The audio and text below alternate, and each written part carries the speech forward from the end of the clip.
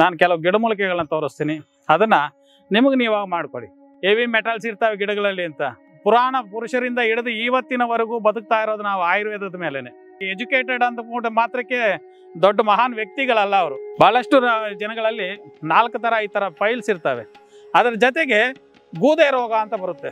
ನಾಲ್ಗೆ ರುಚಿ ಬೇಕಷ್ಟೇ, ಅವ್ರವ್ರ ಬಿಸ್ನೆಸ್ ನಡಿಬೇಕಷ್ಟೇ. ನೀವು ಎಲ್ಲಿ ಓಡಾಡಿದ್ರು ಬೇಲಿಗಳಲ್ಲಿ ಈ ಥರ ಗಿಡ ಸಿಕ್ಕೇ ಸಿಗುತ್ತೆ. ಇಷ್ಟು ದಪ್ಪ ಗೋಲಿಗಳು ಮಾಡಿಬಿಟ್ಟು ನೀಟಾಗಿ ನೆರಳಲ್ಲಿ ಒಣಗಿಸ್ಕೊಳ್ಳಿ. ಈಗ ಸದ್ಯಕ್ಕೆ 3 ತಿಂಗಳದು 2 ತಿಂಗಳದು ಬೇಡ, ಯಾಕಂದರೆ ಇದು ಪಿತ್ತ ಜಾಸ್ತಿ ಮಾಡ್ತದೆ. ಹೊಸ ಬೆಲ್ಲ ಯಾವತ್ತು ಪಿತ್ತನ ರೈಸ್ ಮಾಡ್ತದೆ, ಹಳೆ ಬೆಲ್ಲ ಯಾವತ್ತಿದ್ರೆ ಆ ಪಿತ್ತನ ಕಡಿಮೆ ಮಾಡ್ತದೆ.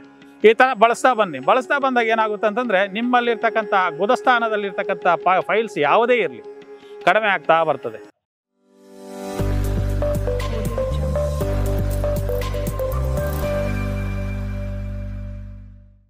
ಆರೋಗ್ಯ ಭಾಗ್ಯ ಯೂಟ್ಯೂಬ್ ಚಾನಲ್ ಪ್ರೇಕ್ಷಕ ಮಹಾಶಯರಿಗೆಲ್ಲರಿಗೂ ನನ್ನ ವಂದನೆಗಳು. ನನ್ನ ಹೆಸರು DG ರವಿಕುಮಾರ್ ಅಂತೇಳಿ.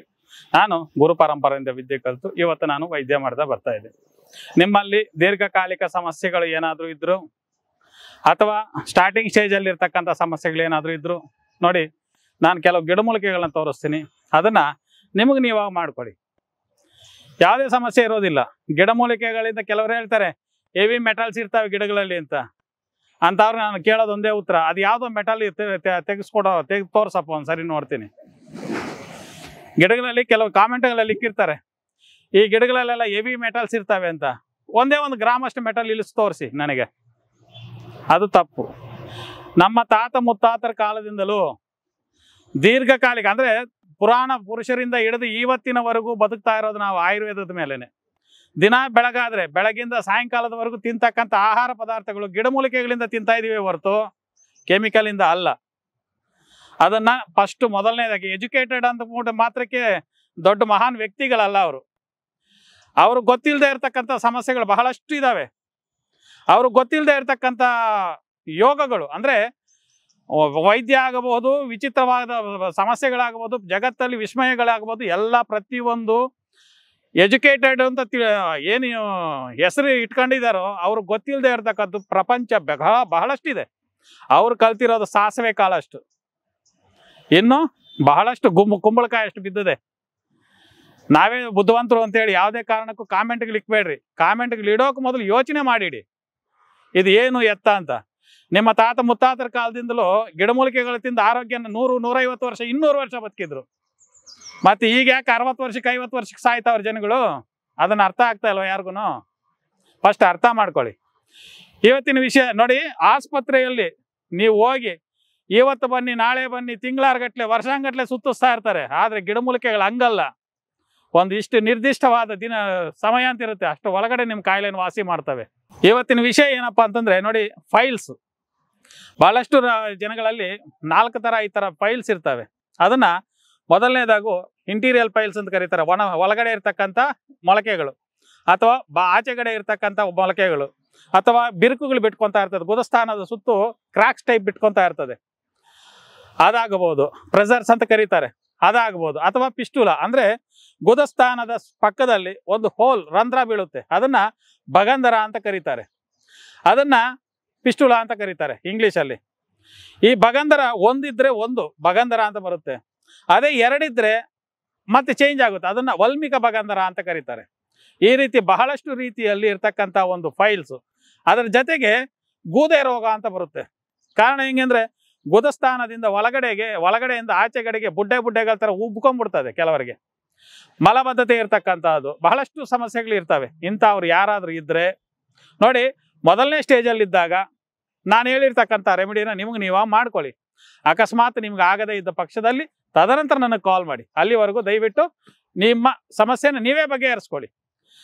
ದೊಡ್ಡವರೊಂದು ಮಾತು ಹೇಳಿದರೆ ಊರಿಗೊಬ್ಬ ವೈದ್ಯ ಇರಬೇಕು ಅಂತ. ಆದರೆ ನಾನು ಹೇಳ್ತೀನಿ, ಮನೆಗೊಬ್ಬ ವೈದ್ಯ ಇರಿದ್ರೆ ಉತ್ತಮ. ಯಾಕಂದ್ರೆ ಈಗಿನ ಪ್ರಪಂಚ ಹಂಗಿದೆ, ತಿಂತಾ ಇರ್ತಕ್ಕಂಥ ಆಹಾರ ನಿಯಮಗಳು ಪದಾರ್ಥಗಳು ಹಂಗಿದಾವೆ, ಯಾವುದರಲ್ಲೂ ತಾಕತ್ತಿಲ್ಲ.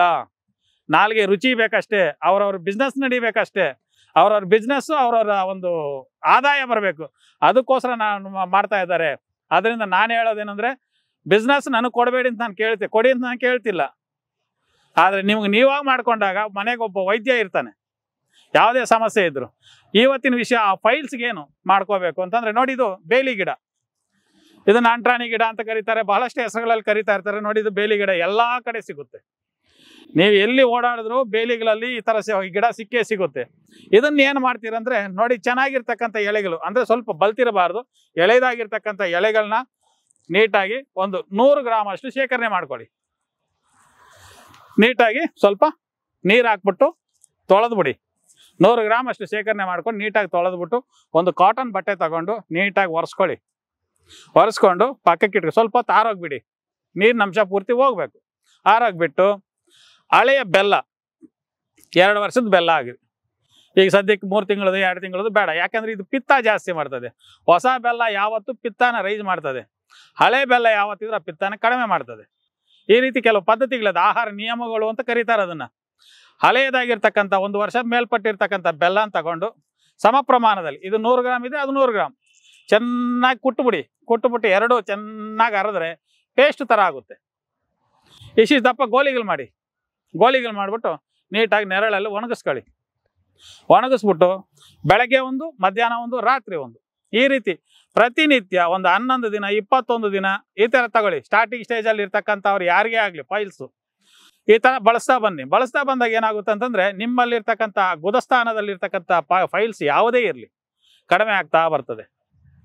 ಸ್ಟಾರ್ಟಿಂಗ್ ಸ್ಟೇಜಲ್ಲಿ ಇರ್ತಕ್ಕಂಥವು ಅಕಸ್ಮಾತ್ ಆಗಿಲ್ಲ, ಈ ಥರ ಸಮಸ್ಯೆ ಇದೆ ಅಂದವರು ಕೆಳಗಡೆ ಬರ್ತಾ ಇರ್ತಕ್ಕಂಥ ನಂಬರ್ ಕಾಲ್ ಮಾಡಿದ್ರೆ ಅದಕ್ಕೆ ಸಂಬಂಧಪಟ್ಟಿರ್ತಕ್ಕಂಥ ಔಷಧಿಗಳು ನಮ್ಮಲ್ಲಿ ಸಿಗುತ್ತೆ, ನಾವು ಕಳಿಸ್ಕೊಡ್ತೀವಿ. ಮೇಯ್ನ್ ಆಗಿ ನೀವು ಇರಬೇಕಾಗಿರೋದು ಪಥ್ಯ. ನೋಡಿ, ಚಿಕನ್ನು, ಹಸಿ ಮೆಣಸಿನಕಾಯಿ, ಬದನೆಕಾಯಿ, ಹುಣಸೆಹಣ್ಣು ಪರವಾಗಿಲ್ಲ ನಡೀತದೆ. ಈ ಫೈಲ್ಸ್ ಇರ್ತಕ್ಕಂಥ ಮೇಯ್ನ್ ಚಿಕನ್ನು, ಹಸಿ ಮೆಣಸಿನಕಾಯಿ, ಬದನೆಕಾಯಿ, ಈ ಹೀಟ್ ಪದಾರ್ಥಗಳನ್ನ ನೀವು ತಿಂದಷ್ಟು ನಿಮ್ಮ ಸಮಸ್ಯೆಗಳನ್ನ ರೈಸ್ ಮಾಡ್ತದೆ ಹೊರತು ಕಡಿಮೆ ಮಾಡೋದಿಲ್ಲ.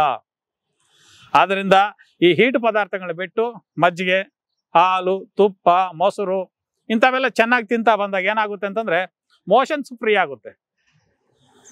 ಈ ಫೈಲ್ಸ್ ಇರ್ತಕ್ಕಂಥ ಪ್ರತಿಯೊಬ್ಬರಿಗೂ ಮೋಷನ್ಸ್ ಪ್ರಾಬ್ಲಮ್ ಇರುತ್ತೆ, ಜೀರ್ಣಕ್ರಿಯೆ ಸರಿಯಾಗಿರೋದಿಲ್ಲ, ಇಂತಿಂಥ ಸಮಸ್ಯೆಗಳಿರ್ತವೆ. ಅಂಥ ಸಮಸ್ಯೆಗಳೆಲ್ಲ ಬಗೆಹರಿಸ್ಕೋಬೇಕು ಅಂತಂದ್ರೆ ಮೋಷನ್ಸ್ ಫ್ರೀಯಾಗಿ ಹೋಗ್ಬೇಕು.